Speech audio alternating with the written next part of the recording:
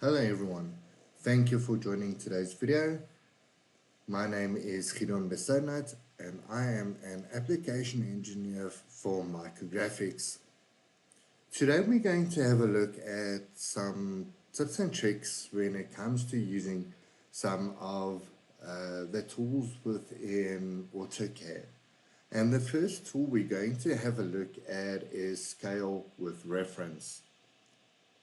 In AutoCAD, accurate scaling is quite essential when working with drawings that need to fit, for instance, precisely with your dimensions. Now, whether you're adjusting or making modifications to your sketches or even adjusting imported CAD files, resizing components to match real-world measurements, it is quite important to understand and utilize, for instance, scale with reference. This is a very powerful tool within AutoCAD. Now, unlike the standard scaling, which applies a uniform scaling factor, scale with reference allows you to resize objects based on the new known dimensions. This ensures that even when drawing is scaled, the key dimensions still remains quite accurate. You'll notice that on my screen, I do have a small window, and I'm going to go and show you one of the examples on how we can scale with reference. Now, for instance, let's say the 100 needs to actually go up and move, let's say, to 2000. You don't have to go redraw it. You can actually use scale and reference the dimensions as needed. Now you simply still select your scale option or tool, select your object, and then press enter. Always you need to select a base point. That would be that point over there.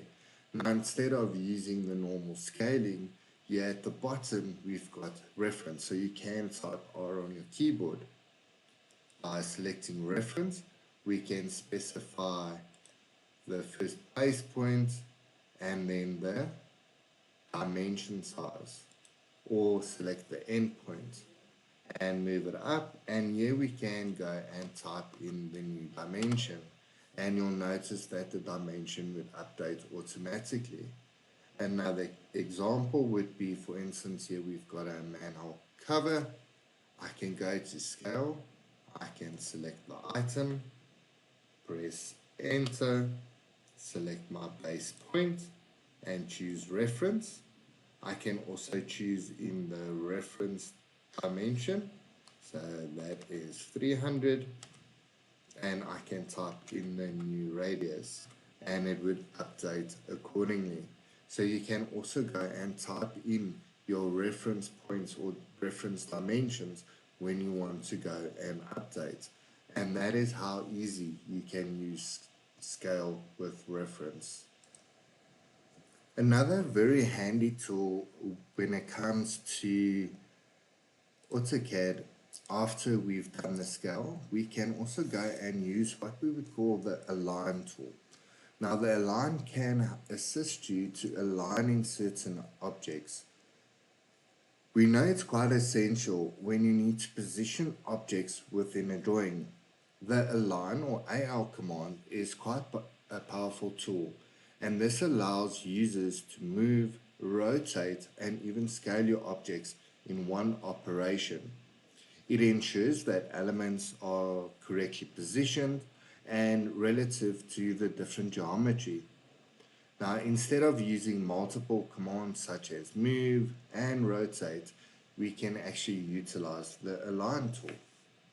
In your modify tab, we've got the align icon right there, or you can simply type in your command align and you'll be able to utilize your align. So you can just go and type AL and it will activate the align command. From here you can go and, as an example, select this item over here. I'm just zooming in. You can press enter and you can go specify the corners that you want to go and align. And AutoCAD does tell you specify first source point. Now, for instance, I want to line that corner and that corner. It's going to ask me for a second source. So if I zoom in, I can select that corner, and a third source. I can select my midpoint as an example. And you'll notice that it actually goes and align it automatically for you. And it really does assist quite a lot. Lastly, the other tool that we're going to go and have a look at is how we can actually go and join your different type of geometry using PEDIT or even the join tool. Now, for instance, if you actually forgot to select a polyline and now you went and actually drew, for instance, your 2D environment or your model, and now you want to go and actually join it to be a single entity.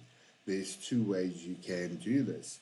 For instance, you can see this is single entities. You can actually go in the modify tab and actually go and ask it to join, and it would actually go and join similar objects. So if I choose join, I can select all of this and it would actually go and join them as one entity. If I press Ctrl Z, it would actually undo it. Another way you can do this is, for instance, let's say you utilize the polyline. You can also choose to edit via the polyline edit. You simply click on your line, type in PEDIT, select your polyline edit. You can choose if you want to close a loop, edit it, change the width. Even if you want to go into the vertex, if you want to go and change this polyline to a spline. Now in this instance, we're simply going to go and join. Again, you can go and select all the polylines you would like to go and join. And press enter. Press escape to close the PEDIT. And now you've got a single entity that you can go and utilize. And this is quite significant, especially when you go and create your model and you are busy with your assembly, or you want to go and draw, for instance, a window. Now, because it's a single entity, you can go and utilize your different tool sets. For instance, the one that we've done previously, if you need to go and align this at a specific entity or specific place, you'll be able to go and do that because it's a single entity. Thank you guys for watching. Please like and subscribe and follow for more content.